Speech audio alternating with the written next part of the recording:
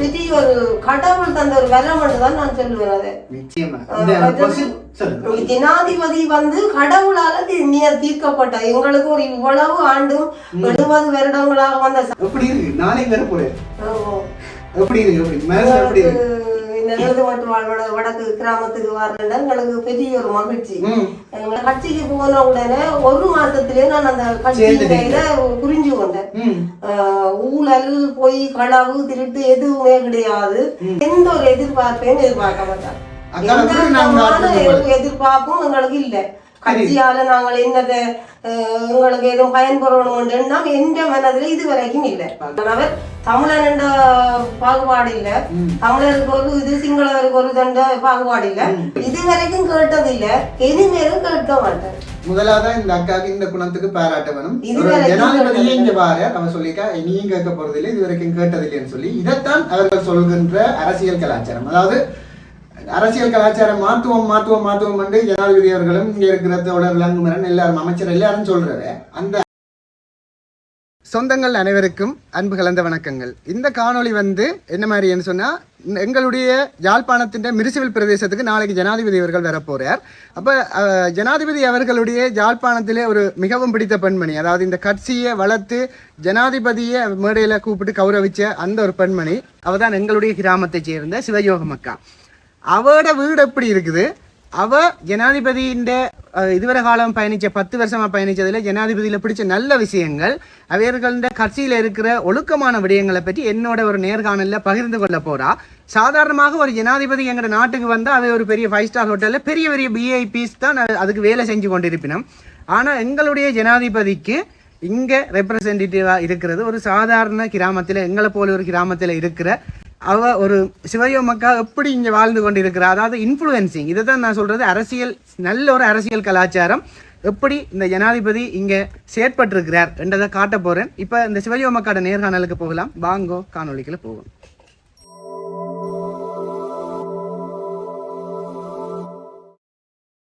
இப்ப சிவயோமக்காவோட கதைப்பம் ஜனாதிபதி இந்த வேலையால சரியான பிஸியா இருந்தவ. இந்த இடத்தை நேரத்தை ஒதுக்கி தந்ததுக்கு நன்றி. வணக்கம் அக்கா. வணக்கம். ஜனாதிபதி ரெண்டா இங்க யாழ்ப்பாணத்துக்கு வரேன்னு சொன்னா பெரிய ஒரு 5 ஸ்டார் ஹோட்டல், அதுலயும் பெரிய பெரிய பிரமுகர்கள் இருப்பினோம். முக்கியமா பெரிய பெரிய ஆட்கள் பெரிய வெள்ளை ஷர்ட்டுகள் எல்லாம் போட்டுக்கொண்டு இருப்பினோம். ஆனா எங்கட ஜனாதிபதி வரைக்க அவற்ற ரெப்ரசன்டேட்டிவா இந்த கிராமத்துல இருக்கிற ஆள் இவதான். அவட எளிமையை அவட வீட்டை நான் காட்டுறேன் உங்களுக்கு பாருங்க. எப்படி சிம்பிளா வாழினும் ஒரு இன்ஃப்ளூயன்சிங் இல்லாம, ஒரு பொலிட்டிக்கல் இன்ஃப்ளூயன்சிங் இல்லாம, அதாவது நல்லதொரு அரசியல் கலாச்சாரம்ன்றது என்னன்னா, நாங்க ஒரு பெரிய ஆளோட லிங்க்ல இருக்க நாங்க பந்தா காட்டுவோம். ஆனா அவன் எளிமையா வாழினும் பெருமையா இருக்குது. ஒரு நல்ல கலாச்சாரம். ஜனாதிபதி வாரார், எப்படி இருக்கு நாளைக்கு வர போறார், எப்படி இருக்கு எப்படி மனசு எப்படி இருக்கு? வடக்கு கிராமத்துக்கு வரலன்னா எங்களுக்கு பெரிய ஒரு மகிழ்ச்சி. எங்களோட வரலாற்றிலேயே எங்களுக்கு கிடைக்காத ஒரு சாதனை என்று சொல்லலாம். ஒரு எம்பி ஒரு ஊருக்கு வாரனாலே இருந்துட்டு நடக்கிற காரியம். நாட்டுக்கே ஜனாதிபதி எங்களோட ஊருக்கு வாரார். அதுவும் இப்ப உங்களே ஓரளவு மீடியாவுக்கு நல்லா தெரிஞ்சுது. அதாவது நீங்கள் அதை விரும்பி வேலை செய்யற ஆள் மாதிரி எனக்கு தெரியல. சாதாரணமா வேலை செஞ்சு கொண்டிருந்த நீங்கள், ஆனா இப்படி நாங்கள வெளியில கொண்டுறோம். ஜனாதிபதி வாரக்கூடிய பணிகள் என்ன மாதிரி நடந்து இருக்குது? நடக்குது. எல்லா மக்களின் ஒத்துழைப்பும், வயசானாக்கள் எல்லாரும் ஒட்டுமொத்தமா எல்லா சேர்ந்து நல்ல வேலை திட்டம் நடந்து கொண்டிருக்கு. எவ்வளவு மக்கள் கூடும் எதிர்பார்க்கிறீங்க? நான் நினைக்கிறேன் ஆயிரக்கணக்கான பேர், 2000 மக்கள் அப்படி வருகிறோம். இன்னும் கூட வரும். மேனேஜ் பண்ண இல்லாத எல்லாத்துக்கும் ஏன்னு சொன்னா ஜனாதிபதி ஒரு அவற்ற வயது குரூப் அவரை பிடிக்கிறார்கள். எல்லா வயது குரூப்பும் பிடிக்கும். சிறுவர்களுக்கு பிடிக்குது, நடுத்தர வயதினருக்கு பிடிக்குது, வயோதிபர்களுக்கு பிடிக்குது. அப்ப எல்லா பாப்புலேஷனும் மழை என்றாலும் பெறத்தான் போகுது சனம். இந்த இடத்துல ஜனாதிபதியின் நல்ல விஷயங்களை உங்களை கேட்டு தெரிஞ்சு இந்த நாட்டில் இருக்கிற மக்களுக்கு தெரியப்படுத்தணும்னு நினைச்சினான்.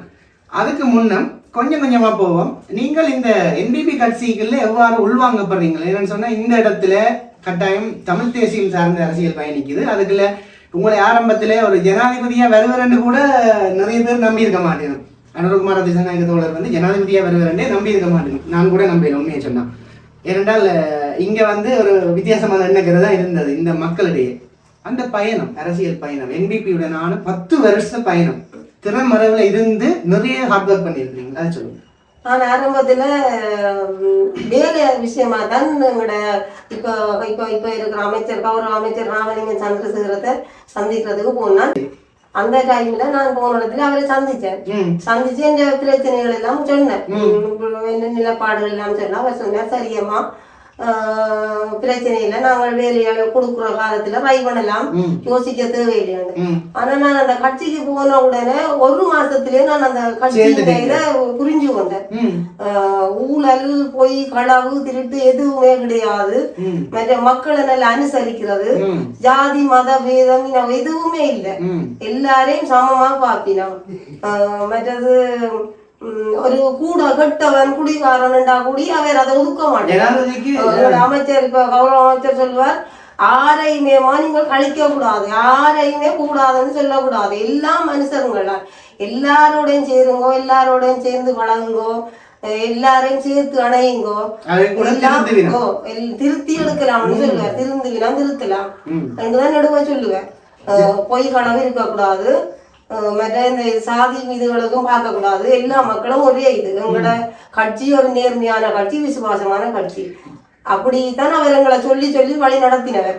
அதே பாதையில நாங்கள் போய்கொண்டிருக்க இன்றைக்கு பெரிய ஒரு விருட்சமாக வளர்ந்துட்டு, எங்களோட 5-10 பேரோட இருந்த நாங்கள் இன்றைக்கு பெரிய ஒரு விருட்சமாக வளர்ந்துட்டோம். எந்த திசையில பார்த்தாலும் NDP தான். எந்த திசையில போனா நான் எங்கட கிராமம் மட்டும் இல்லை, நான் அயல் கிராமங்கள் நாகர்கோவில் காண போயிருக்கிறேன். அமைச்சர் இப்ப இருக்கிற அமைச்சர் ராமலிங்கம் சந்திரசேகரோட கூடி நாகர்கோவில் காண போயிருக்கிறேன். மீனவர்களை கூடி போய் சந்திச்சிருக்கிறேன். எங்களுக்கு கிடைச்சது இந்த கட்சி இனிமேல் அந்த ஒரு திறமையும், எல்லாரும் நல்ல திறமைசாலிகள், அதோட எல்லாரும் ஒற்றுமையாக செயல்படுறாங்க. ஒரு அமைச்சருக்கு கட்டுப்பட்டு அவருக்கு கீழே நின்று எல்லாரும் ஒற்றை இதாக வேலை செய்து நேர்மையா வேலை செய்தாங்க. பொய் சொல்ல மாட்டார், அதுதெல்லாம் இதுதெல்லாம் கட்சியில போய் சொல்ல எதுவுமே சொல்ல மாட்டேன். இருந்தால் தெரியணும், இருக்கிறதா தெரியணும். மறுபடி அங்க வாங்குவதெல்லாம் இங்க வாங்குவதெல்லாம் மாத்த பண்ண இற்ற வரைக்கும் கட்சியில வேலை செய்து கொண்டிருக்கிறோம். எந்த ஒரு எதிர்பார்ப்பையும் எதிர்பார்க்க மாட்டாங்க, எதிர்பார்ப்பும் எங்களுக்கு இல்லை. கட்சியால நாங்கள் என்னதை எங்களுக்கு எதுவும் பயன்பெறணும்னா எந்த மனதுல இது வரைக்கும் இல்லை. கிராமம் முன்னேற்றணும், மக்களை எல்லாம் வழி நடத்தணும், எங்களோட கிராமம் ஒரு அழகிய கிராமமா மாறணும். இனி இவ்வளவு காலமும் இல்லாமல் இனி ஒரு கிராமத்தினோட மாற்றணும். அது எங்களோட ஜனாதிபதி செய்வார், கட்டாயம் செய்வார். காலப்போக்கில அதற்காண்டி உடனே செய்வார் என்று முடியாது. நாளாந்தம் அதுக்காகிய வேலை திட்டம் நடந்து கொண்டே இருக்குது, எல்லா திசைகளிலும் நடந்து கொண்டே இருக்குது.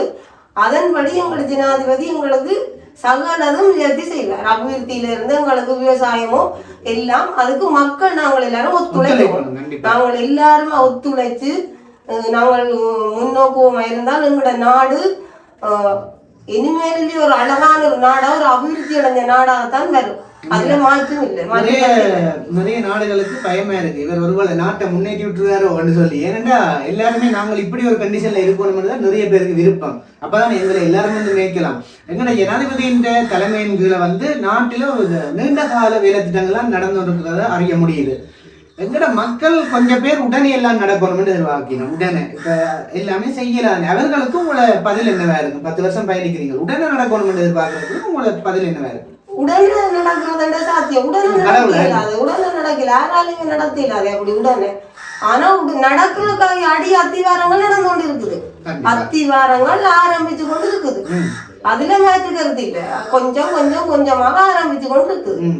ஜனாதிபதியாக வரக்கு முன்னர் அனுரகுமார திசாநாயக்க தோழர் அவர்கள் உங்களுக்கு ஒரு சாதாரணமான மனுஷனா தெரியும். மே தின கூட்டங்களுக்கு இங்கே இருந்து கூட இளைஞர்களை பங்கு பெற்றி இருக்கிறார்கள், நீங்கள் அழைச்சு கொண்டு போய். அந்த காலப்பகுதிகளில் அவற்றை உபசரிப்புகள், அவற்றை அந்நியோன்யங்கள் பற்றி மக்களுக்கு எனக்கு என்ன பொறுத்த மட்டும் இப்ப எங்களோட ஜனாதிபதியின் கருத்துக்கள், அவர் எங்களுக்கு மொழி தெரியாவிட்டாலும் அவர் மொழி பேர்ப்பார், அவருடைய கருத்துக்கள் அவ்வளவும் எங்களுக்கு ஒரு பொன் மாதிரி தான். ஒரு அவ்வளவுக்கு ஒரு பொறுமதியான கருத்துக்கள். அவர் தமிழன் என்ற பாகுபாடு இல்ல, தமிழருக்கு ஒரு இது, சிங்களவருக்கு ஒரு தண்ட பாகுபாடு இல்ல. யாழ்ப்பாணத்து தமிழர் மக்கள் என்றால் அவர் ஒரு தனி மரியாதையோட நல்ல கௌரவமா தான் எங்களை எல்லாரையும் பார்த்தவர். அந்த இங்க வாரதே வந்து உங்கள் மீதான நன்றி உணர்வு தான். என்னன்னு சொன்னா அவர் ஆரம்பத்துல அந்த இந்த கட்சி இந்த ஒரு விதை வந்து இங்க இருந்து ஒரு விருட்சமாக இருக்குது யாழ்ப்பாணத்தில் என்று சொல்லிட்டு அவருக்கு நன்றி உணர்வு வருன்னு சொல்லி அமைச்சர் ஒரு கூட்டத்துல சொன்னார். எங்களோட மீட்டிங்களுக்கு வர டைம்ல கதைப்பார். அப்ப எங்களுக்கு மொழி தெரியாதானே, 1-2 வசனங்கள் கதைச்சிருக்கிறார், மற்றபடி மொழி தெரியாது. நன்றி உணர்வு அப்படி அவருக்கு அந்த நன்றி உணர்வு அவர் அது என்ன எனக்கு என்னன்னு அதை சொல்ல தெரியல. அவ்வளவு ஒரு நம்பிக்கை விசுவாசம் எங்களோட கிராமத்திலயும் அவ்வளவு ஒரு நம்பிக்கை. சகோதரி அப்படி நல்ல வேலை திட்டங்கள் செய்யறது, மற்ற மீட்டிங்களுக்கு ஆட்களை கொண்டு போறது, நேர்மையா வேலை செய்யறதுல அவருக்கு ஒரு தனி நம்பிக்கை ஒன்று இருக்குது. எல்லாரும் பெரிய பெரிய அதாவது நான் உங்களை சாதாரண சொல்லல, பெரிய பெரிய ஏற்கனவே பிரபலம் அடைஞ்ச ஆக்களை அல்லது ஏற்கனவே ஒரு பண பலம் எல்லா பொருள் பலம் எல்லா பலமும் உள்ள ஆக்களை ஒரு கட்சிக்காக எடுப்பார்கள். ஏன்னா அதுல ஒரு சுயநலம் இருக்கும். ஆனா அவர் ஒரு சாதாரணமா ஒரு கிராமத்தில் இருக்கிற ஒரு எளிமையான குடும்பத்தை சேர்ந்த பெண்மணி உங்களை தெரிவி இருக்கிறார். அது நீங்களே என்ன போய் நினைச்சிருந்தா? இல்ல, நான் அப்படி நினைச்சதும் இல்லை. ஆனா நான் அந்த கட்சிக்கு தேசிய வேலை செய்த விதம் தான், அது வேலை செய்த விதத்துலதான் எனக்கு அந்த மாற்றம் வந்தது. பொறுமையாக படிவா வேலை செய்தேன். நான் பெண் அந்த இதோட ஒரு ஆண் கூட இங்க அப்படி நின்று பொறுமையா வேலை செய்தது இல்லை. நான் ஒரு பெண் நின்று வேலை செய்ததுதான் அவருக்கு அது பிடிச்சது. ஒரு இது கிராமத்திலேயே நீங்களும் அல்லது கூட கட்சி உறுப்பினர்களோ உங்களுக்கு சொல்லி ஏதாவது பலன் அடைஞ்சிருக்கீங்களா அல்லது கேட்டிருக்கீங்களா? இதுவரைக்கும் கேட்டதும் இல்ல, இதுவரைக்கும் கேட்டது இல்ல, இனிமேலும் கேட்க மாட்டேன். முதலாவது இந்த அக்காக்கு இந்த குணத்துக்கு பாராட்ட வேணும். ஜனாதிபதியே இங்க பாரு அவன் சொல்லிக்கா இனியும் கேட்க போறது இல்லை, இதுவரைக்கும் கேட்டதில்லைன்னு சொல்லி இதைத்தான் அவர்கள் சொல்கின்ற அரசியல் கலாச்சாரம். அதாவது அரசியல் கலாச்சாரம் மாற்றுவோம் என்று ஜனாதிபதி அவர்களும் இங்க இருக்கிற தோழர் லங்குமரன் எல்லாரும் அமைச்சர் எல்லாரும் சொல்றாரு. அந்த அரசியல் கலாச்சாரம் வந்து இதுதான், இன்ஃபுளுன்சிங் இல்லை. அவர் நடுங்க சொல்லிக்க நாங்கள் அரசு அதிகாரிகளுக்கு கூட அழுத்தத்தை பிரயோகிக்க மாட்டோம்னு சொல்லி ஒரு நல்ல ஒரு அரசியல். உங்களுக்கு இந்த கட்சிகள்ல போகைக்குள்ள உங்களுக்கு நிறைய சவால்கள் வந்திருக்கு. அந்த சவால்களை பற்றி ஆரம்பத்துல எல்லாரும் சொல்லினோம் ஏபி ஒரு பயங்கரமான இது கட்சி, இந்த கட்சி சிங்கள கட்சி, ஒரு சிங்களவரோட சேர்ந்து வேலை செய்ய துணிஞ்சிருக்கிறா, இவே எனக்குள்ள தேவையில்லாம போயிருக்கிறா அப்படி இப்படின்னு கேட்டவர்கள் எல்லோரும் என்ன தேடி இப்ப வருகிறார்கள். காரணம் நாங்களும் உங்களோட இணைஞ்சனி வேலை செய்யறோம், எங்களோட அனுபவம் இதுகள் கொள்கைகள் பிடிச்சிருக்குது, அவர் தான் நல்லவர், நானே உங்களோட பின்னுடன் உங்களுக்கு உதவி செய்யறோம். இப்ப 100கணக்கான 500,000 டெலிபோன் தொடர்புகள் எல்லாம் ஒடுக்கினோம், டெலிபோன்கள்ல தொடர்பு ஒடுக்கினோம். ஜனாதிபதியின் அந்த சுய ஒழுக்கம் அதுவும் ஒரு காரணம். அதுக்கு அந்த அவர் வந்துட்டு யாழ்ப்பாணத்துல உரையாற்றிட்டு போனார். அவற்றை அந்த உரையை கேட்டோடனே நான் வீடியோ எடுக்க போனானே உண்மையா கத்தினான். அந்த பேச்சு ஆற்றல் அதை பற்றி அவற்றை பேச்சு ஆற்றல் சொன்னா அவர் ஒரு கஷ்டப்பட்ட குடும்பம் இதுல தானே அவர் பிறந்து வளர்ந்தவர். அவர் அந்த அடி இதுல இருந்து தான் பட்ட கஷ்டம் அவ்வளவத்தையும் இந்த மனதில வச்சு கொண்டு தான் இப்ப ஒரு ஜனாதிபதியா வந்து ஆகிட்டேன் ஒரு பெருந்தன்மை அவருக்கு இல்ல, தான் ஒரு பெரிய ஆளுண்ட மனநிலையும் அவருக்கு இல்ல. எப்போதான் இருந்தாரோ அதே இதுலதான் அவர் இப்பவும் அதுலதான் இருக்கிறார். அதனாலதான் அவர் அந்த முயற்சி பாரு மக்களை சந்திக்கிறவங்கள்ட்ட வாராருன்னு சொன்னா இப்படி ஒரு கிராமப்புறத்துல ஒரு ஜனாதிபதி யாருமே ஒரு அமைச்சர் ஒரு எம்பி மேற்படி வந்திருக்க மாட்டேங்க. நாங்கள் அப்படி கண்டதும் இல்லை, அப்படி கதைச்சதுமே இல்லை. அவர் மக்களை இந்த மக்களை இருக்க சந்தித்து இவர்களோட இந்த குறைகள் நிறைகளை இருக்கா கலந்து கதைக்க கொண்டு வாரதே உங்களுக்கு ஒரு பெரிய ஒரு கடவுள் தந்த ஒரு வரம் தான் நான் சொல்லுவேன். ஜனாதிபதி வந்து கடவுளால தீர்க்கப்பட்ட எங்களுக்கு ஒரு இவ்வளவு ஆண்டும் 70 வருடங்களாக வந்த சாபக்கேட்டுக்குள்ள இது கடவுள் தான் எங்களுக்கு தீர்ப்பு, ஒரு நல்ல ஒரு மனுஷனை தீர்ப்பு. இது அதைத்தான் என்னால சொல்ல முடியும், கடவுளால தீர்க்கப்பட்ட கடவுள் தான் உங்களுக்கு இப்படி ஒரு நல்ல தந்தவர். இவ்வளவு காலம் நாங்கள் எவ்வளவு கஷ்டப்படுறாங்க. நிச்சயமா ஒரு நேர் விளைவான ஒரு ஆள் ஒரு இடத்தை வந்தாலே அந்த இடம் முன்னேறும். ஜனாதிபதி வரப்போற எங்களோட கிராமத்துல நல்ல நல்ல மாற்றங்கள் நடக்கும் எதிர்பார்க்கலாம். முக்கியமா நீங்கள் எங்களோட மக்கள் சார்பான இங்க இருக்கிற விவசாயிகளுக்கான குரங்கு பிரச்சனை உங்களுக்கும் அது உணர்ந்திருப்பீர்கள். இந்த சின்ன சின்ன வீதிகள் அவர் அதை செய்தவர் இந்த கட்டாயம் அவர் சார்ந்தவர்கள் பார்ப்பார்கள். நீங்களும் ஒரு கோரிக்கை விடுக்கணும். அது அவர் அதை ஏற்கனவே எல்லாரும் கதைச்சிருக்கணும் மீட்டிங்கள் எல்லாரும் அமைச்சர்கிட்ட உங்களுக்கு இப்படி அண்டு அமைச்சர் கௌரவிப்பு செய்யக்கலாம் அமைச்சர் புது சம்பந்தமா சொன்னவன் இந்த குரங்கு தொல்லியாண்டு அது எங்களோட ஏபிசி ஊடாகவும் அதுக்கு நடவடிக்கை எடுத்து கொண்டிருக்கிறோம் எங்களோட ஜனாதிபதி சைட்டாலே அவரும் இதுக்கு ஏதாவது ஒரு நடவடிக்கை கண்டிப்பா எடுப்பார். அதுல மாற்று கருத்து விவசாயத்துக்கு முன்னுரிமை கொடுக்குறவர் கட்டாயம் இதுக்கும் செய்வார். ஏனண்டா இந்த இடத்த எல்லாமே வரும். அப்ப அதை செய்ய எங்களுக்கு ஒரு ரிலாக்ஸா இருக்கும். நான் அரச வேலையில இருந்தவொடனே தோட்டம் செய்தேன். இப்ப அதுல தொடர்றதே இல்லை. காரணம் ஒரு நாள் வேற எல்லாமே நிலத்துல நடந்தது. இந்த இடத்துல ஜனாதிபதியின் பிள்ளைகளை பற்றியும் சொல்லணும். ஏனண்டா மற்ற அரசியல் கலாச்சாரத்துல இதுவரைக்கும் இருந்தாக்கள்ல அவர்கள் பிள்ளைகளையும் அதுக்காக கொண்டிருக்கணும். அடுத்த ஸ்டெப் பிள்ளைகள் இன்ஃபுளுன்ஸ் பண்ணுவினம். ஜனாதிபதியின் பிள்ளைகள் எங்க இருக்கணும்னு ஒருத்தருக்கும் தெரியாது. நான் கேள்விப்பட்டேன் அவருடைய மகனை அப்பா ஜனாதிபதியா தெரிவு செய்துட்டாருன்னு யாரோ சொல்ல அவர் சொன்னார் அவர் தண்டை வேலையை பார்க்கிறார் நான் இந்த வேலையை பார்ப்போம்னு சொல்லி அந்த ஃபேமிலியின் அந்த ஒழுக்கம் அதை பற்றி அவையோட பிள்ளைகள் வந்து அப்பா ஒரு ஜனாதிபதி என்ற பெருந்தன்மையோ பெருங்குணமோ இல்லை எப்பவும் இருந்த போலதான் இருக்கணும். எப்பவும் இருந்த அவையோட அப்பா இப்பவும் அதே அப்பான்ற மாதிரி தான் அவ இருக்கணும். அவைக்கு அப்படி ஒரு பெருந்தன்மையோ பெருங்கண்ணமோ என் தந்தைன்ற குணம் தானே பிள்ளைகளுக்கு இருக்கும். உங்களோட பிள்ளைகள் ஜனாதிபதியை பற்றி என்ன சொல்லுவீங்க? எங்களோட பிள்ளைகள் முந்தி சொல்லுவினோம் அம்மாவுக்கு ஒரே மீட்டிங் தான். ஒரே மீட்டிங் அம்மா இந்த நேரம் சமைச்சு சாப்பாடு தரையில குடிய போன 6 மணிக்கு வருவா நாங்கள் பசி பட்டினியில இருக்கிறோம்னு சொல்லினோம். கொஞ்சம் கால போக எங்களோட கட்சி மணந்து எங்களோட ஜனாதிபதியின் கொள்கைகள் அவற்ற நடைமுறைகள் எல்லாம் பிள்ளைகளே மாற வழிக்கிட்டோம். என்னன்னா உண்மையிலேயே இவ்வளவு நாங்கள் பட்ட கஷ்டத்துக்கு நீ எங்களுக்கு ஒரு புதிய காலம் வந்திருக்காண்டு பிள்ளைகள் இப்ப எனக்கு என்னோட சேர்ந்து ஒத்துழைக்கிற அளவுக்கு மனநிலைமை வந்திருக்கு. பிள்ளைகளுக்கு முதல் பேசுவீங்க அம்மா ஒன்றும் தர மாட்டா சாப்பாடும் தர மாட்டா நாங்கள் பொழுது இரவு தான் வருவா மீட்டிங் கண்டா நீங்க கஷ்டப்படுறதுக்கு பிரியோசனம் இருக்கு தானே. இப்ப இன்றைக்கு உலகம் எல்லாமே தெரியும். என்ன பொறுத்த மட்டும் எங்களோட குடும்ப நலன் கருதியோ இந்த கட்சிக்கு வேலை செய்யல.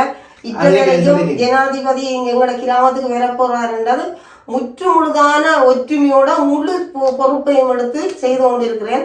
ஆனால் நான் அதுக்காக ஜனாதிபதி இதுவரை எங்களுக்கு உதவி செய்வினது எந்த ஆனால் இந்த ஜேபி எங்களோட என்பிபி என்றது தேசிய மக்கள் சக்தி எந்த காலத்திலேயும் சோர்ந்து போக நான் விடவும் மாட்டேன், சோறவும் மாட்டுது. எங்களுடைய ஆட்சி தான் ஒற்று போதும் விடவும் மாட்டேன் சோற.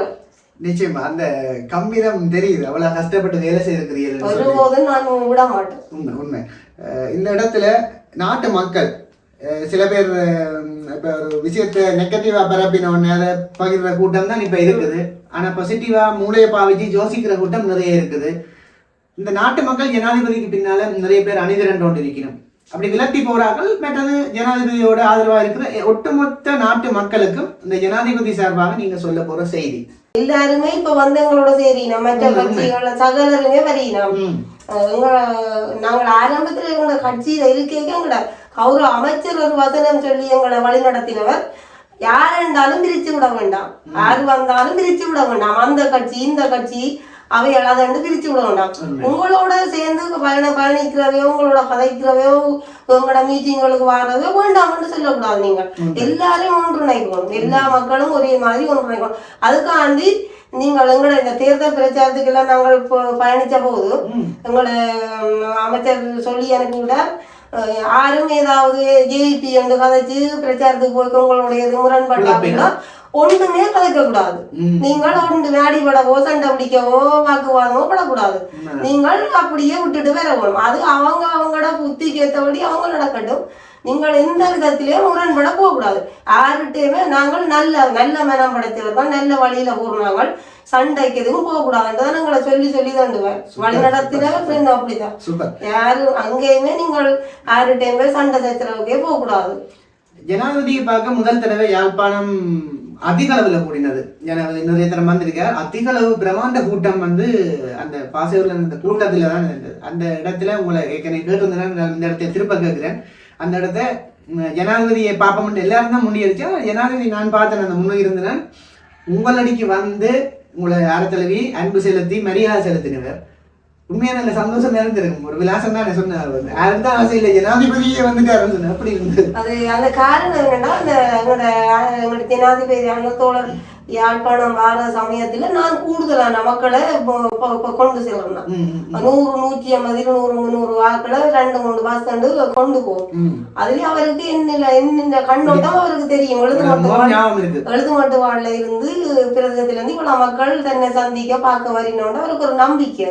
நிச்சயமா அதுலயே ஒரு நம்பிக்கை இருந்தது அவருக்கு. கண்டிப்பா நீங்க சரியான பிஸி. நான் உங்களை மினக்கெடுத்துட்டேன். நாளைக்கு ஜனாதிபதி வரேன் அவ அங்க நின்று அவ கூட்டத்துல பந்தல் போடுற அந்த வேலைகள் நான் கேட்டோன்னே ஓமன்னு சொல்லி நான் ஆசைப்பட்டது வந்து ஜனாதிபதியின் ரெப்ரசன்டேட்டிவ் அப்படி இருக்கிறான் இங்க பாருங்க, நீங்களே பார்க்கலாம். அப்ப இப்படியான ஒரு நல்ல அரசியல் கலாச்சாரத்தை விதைச்சு எங்க நாடு முன்னேறணும். இது எந்த விதமான அரசியல் நோக்கமற்ற ஒரு காணொலி. வெறுமனே எங்களுக்கு ஒரு நல்ல அரசியல் கலாச்சாரம் பெற வேணும், எங்களோட நாடு முன்னேற வேணும், ஒரு நல்ல தெரிவு தலைவரை மக்கள் தெரிவு செய்திருக்கிறார்கள். அவர்களால் அணிதிரண்டு இந்த நாட்டை முன்னேற்றம் கொண்டு ஆசைப்படுற 1000 இளைஞர்கள் நானும் ஒரு ஆள். அந்த ரீதியில இந்த பிசி ஷெடியூல்லையும் அருமையான நேர்காணலை வழங்கிய எங்களுடைய நாட்டின் ஜனாதிபதி இந்த யாழ்ப்பாணத்திலேயே மிகவும் பிடித்த பெண்மணின்னு சொல்லலாம். நான் சொல்றது சரி அப்படி எனக்கு தெரியாது. ஆனா அவற்றை ஜனாதிபதி நடவடிக்கைகளை வச்சு ஒரு அவதானிப்பாளராக சிவயோமக்காக்கு மனமார்ந்த நன்றிகள். நன்றி.